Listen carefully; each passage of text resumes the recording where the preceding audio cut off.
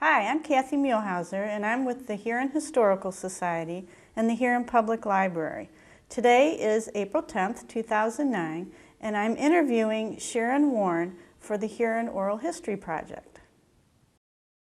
Hi, Sharon. You've lived in Huron all your life, so I'd like to ask you a few questions about that. Where did you grow up?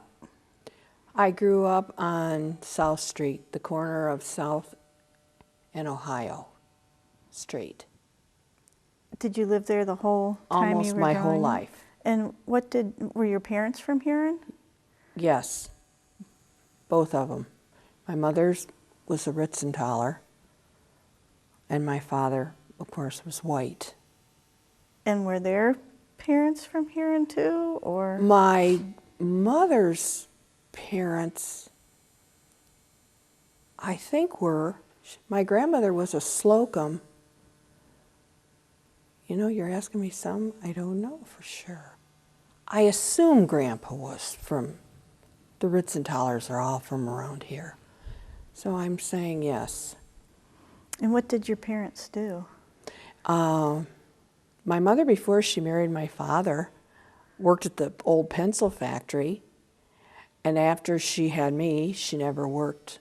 Where was the pencil factory? I believe it was up there on William Street, now more or less where Huron Cement kind of has their elevator and their sand and that sort of thing.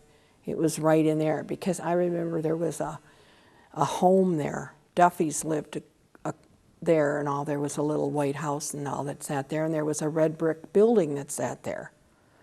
And what did your dad do? My dad was a laborer most of his life. He worked at Apex in Sandusky where they made the washers and that until they went out of business. Then he worked over at Eastern States Mill until they went out.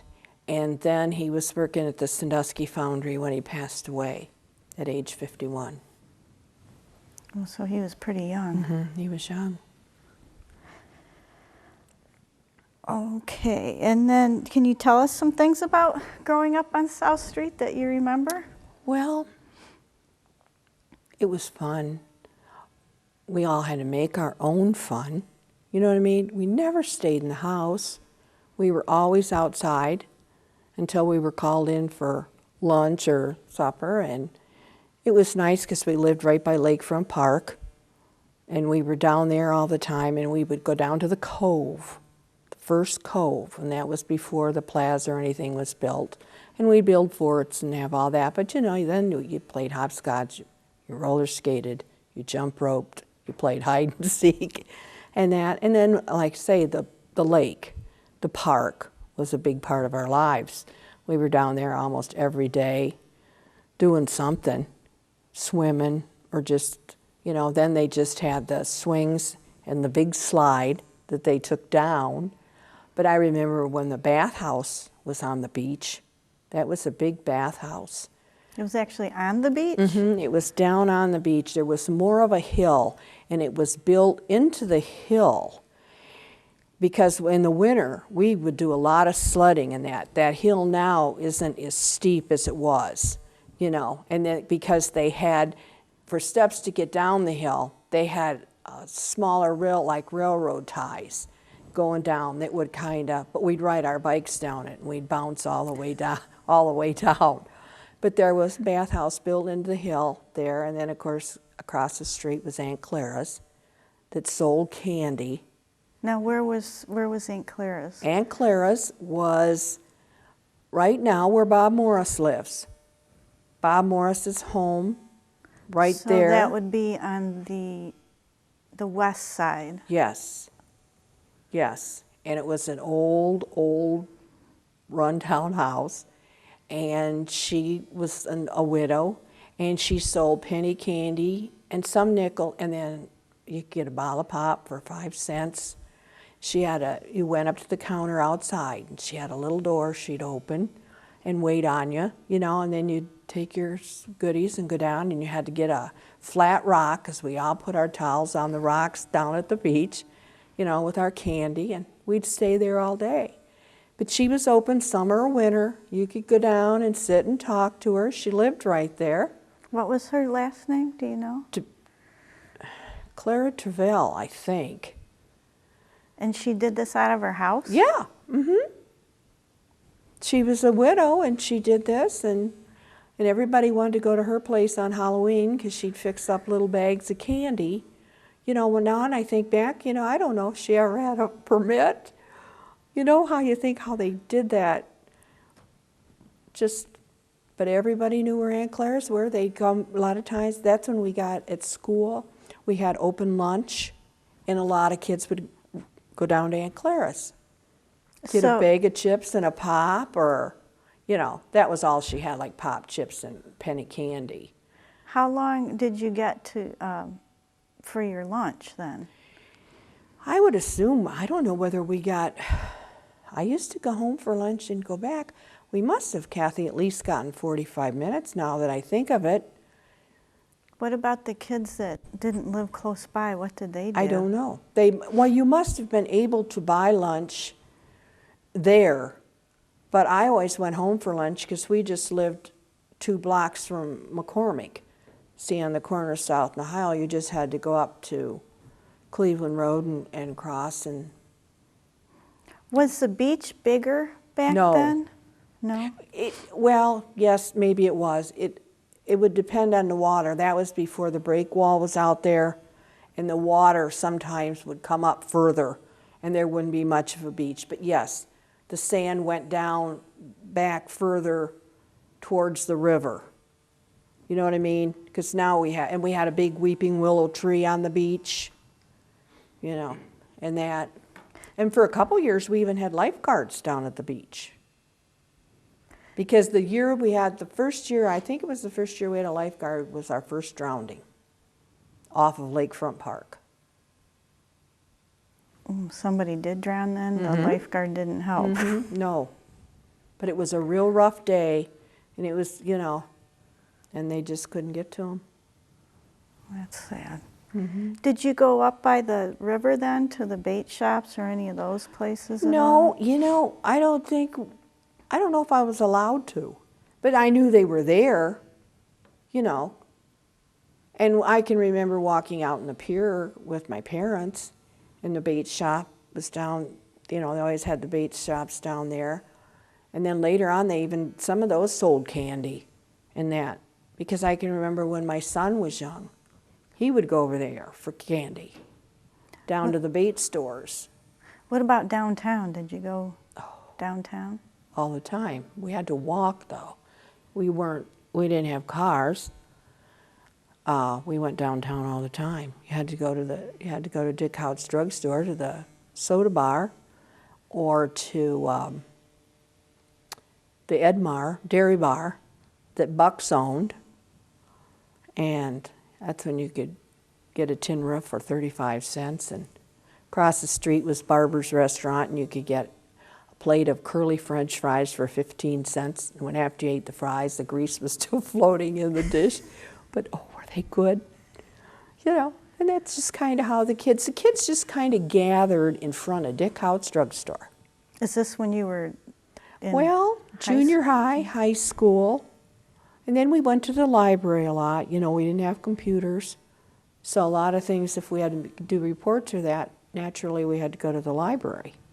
Unless you were lucky enough to have encyclopedias at home. But where was the favorite hangout for teenagers when you were in high school? Where did you guys hang out? You know, Kathy, I don't really remember hanging out much in high school, having a certain place. Barber's Restaurant was still there. I'm trying to think what year Urban Renewal came in. Because I graduated in 61. It was about 67. Okay, so like I say, we went to Barber's Restaurant, and then they'd have a dance in the town hall on Wednesdays, and we'd go there. And sometimes in the summer we'd have dances behind the high school. I can remember those. And just bowling alley. We went down to the bowling alley too a lot. You know, because on Saturdays and that especially, a lot of the kids would be down there if you wanted to. Did you work during the summers or anything? Yeah, I guess about the only real job I had, I worked for Dr. Swanbeck in Williamson. I would go in between office hours. That's when they had evening office hours. And they would go to supper from like 5 to 6 or 6:30. Of course, Dr. Swanbeck just had, you know, he lived right there in the house, so he just had to go over to his house. So I would be there, and I would usually straighten magazines and that sort of thing, and if anyone came in or called, I did that. And they were the two town doctors? Yes. When I was real young, of course, there was Dr. Lighthizer, and he was a doctor at the same time as Dr. Williamson and Swanbeck. And then, of course, the dentist was upstairs. Dr. Holliger was upstairs. And when I was real small, there was Dr. Reed, and he was on Main Street. And I think that was the building that Dave Dreffer was first in when he came to town. Because my mom is very old now and in a nursing home, and she'll still mention Dr. Reed, you know, and I'll say, well, he's gone, Mom. You know. But for a small town, we had quite a few doctors. So why did you stay in Huron then? Well, like I say, when I was in school, when you were in high school, you more or less, if you went to college, you were a teacher or a nurse. You would never dream of being a lawyer or anything like they have today, doctors. And then girls, I had 4 years of home ec in high school. And you learned, and you just more or less, if you couldn't afford college, you got married, which I did. And, you know, my husband's family and all were from Huron. And we just stayed here. And like I say, when my grandson graduated this last year, he was 4th generation to graduate from Huron. We're all still alive. My mother, myself, my son, and my grandson. And what does your son do? He works out it was Glidden is where he works. And that's the paint shop, Yeah, the paint factory? Paint. He graduated from Bowling Green, thought he wanted to go into advertisement. But to get into that real big, you have to leave Huron. And there again, he had met a girl from Huron. And anyhow, he stayed in Huron. And of course, I'm happy because my grandchildren are here. And so what did you think of urban renewal? Well, I was disappointed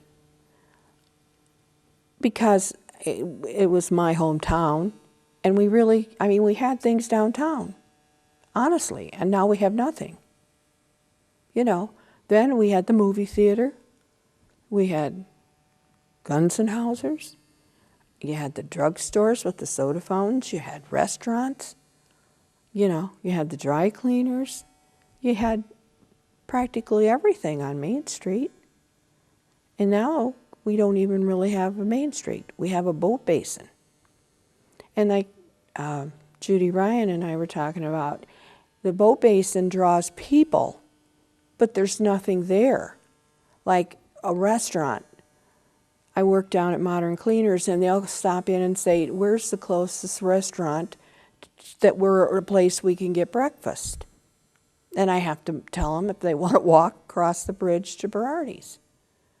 You know, there's just nothing here like little shops. You know, like when you go over to the islands and that, it's full of shops and things you can buy and things you can do. But when you come, you have to either be on your boat or that, because there's nothing here. That's what I really miss. My grandkids just don't believe we had a movie theater on Main Street. So what do you like about Huron? Well, I know practically everybody. I shouldn't say any more because there's a lot of new people. But my grandchildren think I know everybody because they always say, Grandma, you know everybody. But I don't anymore. I think it's a nice place to raise kids, and the school systems are pretty good. I mean, I think the majority of our graduating classes go to college, which is what we want, and I just enjoy it.